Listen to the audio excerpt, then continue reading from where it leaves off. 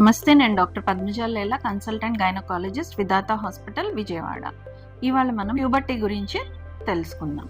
Puberty గురించి మనం ఇవాళ వీడియో చేయాలి అని ఎందుకు అనుకున్నాము అంటే, స్కూల్స్ దగ్గర కానీ కాలేజెస్ దగ్గర కానీ వెళ్ళినప్పుడు మనం మేడం ప్యూబర్టీ అంటే ఏంటి, మెనార్కీ అంటే ఏంటి, మెన్స్ట్రుయేషన్, ఇవన్నీ జనరల్గా అందరూ అడుగుతున్నారు అనమాట. సో మనం ఇది ఒక ఇన్ఫర్మేటివ్ వీడియో లాగా చేద్దాము అని చెప్పి ఇవాళ చేస్తున్నాం. సో ప్యూబర్టీ అనేది కొన్ని స్టేజెస్ అన్నమాట. యుక్త వయసు వచ్చే ఆడపిల్లల్లో కొంచెం ఈ కొన్ని స్టేజెస్ పాస్ అవుతాయి. సో ఆ అన్ని స్టేజెస్ని కలిపి ప్యూబర్టీ అంటాము. వాళ్ళకి first secondary sexual characters develop అవుతాయి. అంటే బ్రెస్ట్ డెవలప్మెంట్, ఎక్స్టర్నల్ జెనిటేలియా మీద ప్యూబిక్ హెయిర్, ఆర్మ్ పిట్లో హెయిర్, అండ్ ఒకేసారి వాళ్ళకి సడన్ గ్రోత్ స్పర్ట్ చూస్తామన్నమాట. వెయిట్ గెయిన్, హైట్ పెరుగుతారు, అండ్ ఒబేసిటీ, కొంచెం లావ్ అవటం, ఇట్లాంటివి ఉంటాయి. ఇవన్నీ జరిగిన తర్వాతే వాళ్ళు మెన్స్ట్రుయేషన్ అంటే ఫస్ట్ పీరియడ్ వాళ్ళకి వస్తుంది. దాన్నే మనం మెనార్కీ అంటాం అనమాట. వన్స్ మనకి మెనార్కీ అయ్యి హార్మోన్స్, ఈస్ట్రోజన్ హార్మోన్స్ వచ్చినప్పుడు లాంగ్ బోన్స్ ఫ్యూజ్ అవుతాయి. సో అప్పుడు హైట్ మ్యాక్సిమం హైట్కి రీచ్ అవుతారు. ఆ తర్వాత ఇంకా హైట్కి రీచ్ అవ్వరు అనమాట. సో ఇదే నార్మల్గా జరిగే ప్యూబర్టీ. ఇది కాకుండా వేరే కండిషన్స్ కూడా ఉంటాయి. అవేంటో చూద్దాము. ప్రికాషియస్ ప్యూబర్టీ అంటే లెస్ దాన్ 8 ఇయర్సే వాళ్ళకి సెకండరీ సెక్షువల్ క్యారెక్టర్స్ డెవలప్ అవటం, లెస్ దాన్ 10 ఇయర్సే వాళ్ళు మెన్స్ట్రుయేషన్ స్టార్ట్ అవుతుంది అనమాట. అది ప్రికాషియస్ ప్యూబర్టీ అంటారు. ఇది ఏమన్నా ఎండోక్రైన్ హార్మోన్ ప్రాబ్లమ్స్ ఉన్నాయేమో ఎండోక్రైనాలజిస్ట్ని కానీ గైనకాలజిస్ట్ని కానీ కలిసి వాళ్ళు పీరియడ్ డిలే అయ్యేటట్టు చూసుకోవాలి. ఎందుకు? వన్స్ వాళ్ళు పీరియడ్ వచ్చింది అంటే ఈస్ట్రోజన్ హార్మోన్ ఎఫెక్ట్తో లాంగ్ బోన్స్ ఫ్యూజ్ అయ్యి గ్రోత్, హైట్ ఆగిపోతుంది అక్కడ వరకు.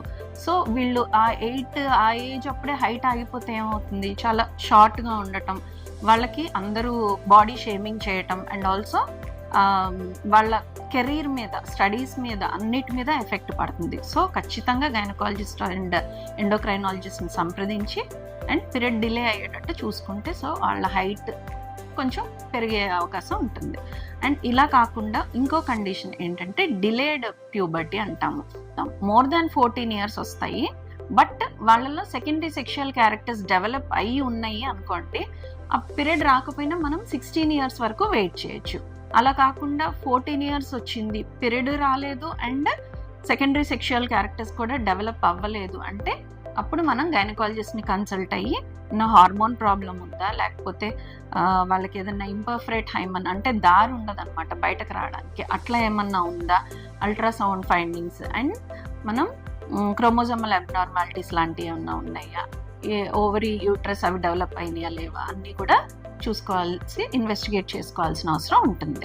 మెచ్యూర్ అయిన తర్వాత నెక్స్ట్ సైకిల్ కరెక్ట్గా రావాలని ఉండదు వాళ్ళకి. మన బ్రెయిన్ నుంచి హైపోథాలమస్ పిట్యూటరీ అనే గ్లాండ్స్ నుంచి FSH, LH అనే హార్మోన్స్ రిలీజ్ అవ్వాలి. అవి ఓవరీ మీద యాక్ట్ చేసి ఈస్ట్రోజన్ అనే హార్మోన్ ప్రొడ్యూస్ చేస్తుంది.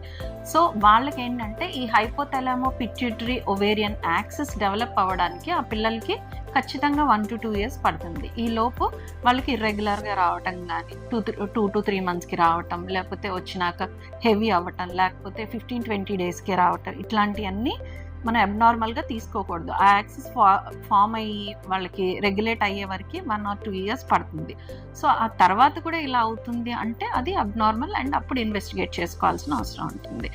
సో ఇవన్నీ కూడా మదర్, గ్రాండ్ పేరెంట్స్ చెప్పే కన్నా అండ్ ఒక్కసారి గైనకాలజిస్ట్ దగ్గరికి తీసుకొచ్చినట్టయితే నార్మల్ ఫ్లో ఏంటి, నార్మల్ సైకిల్ లెంగ్త్ ఏంటి, ఏ ప్రోడక్ట్స్ వాడాలి, ఎట్లా వాడాలి, అండ్ ఎట్లా డిస్పోజ్ చేయాలి, అండ్ ఓవులేషన్ అంటే ఏంటి, ఎప్పుడు రిలీజ్ అవుతుంది, మెన్స్ట్రుయేషన్, ఇవన్నీ ఎందుకు జరుగుతాయి, ఇవన్నీ మనం చెప్తే వాళ్ళకి some unfortunate conditions like unwanted pregnancies కానీ అసాల్ట్, అబ్యూస్ ఇట్లాంటివి లేకుండా ఆ పిల్లలు కొంచెం ఆ ఫ్యూచర్లో వాటిని ఫోర్గో అవ్వడానికి యూజ్ అవుతుంది.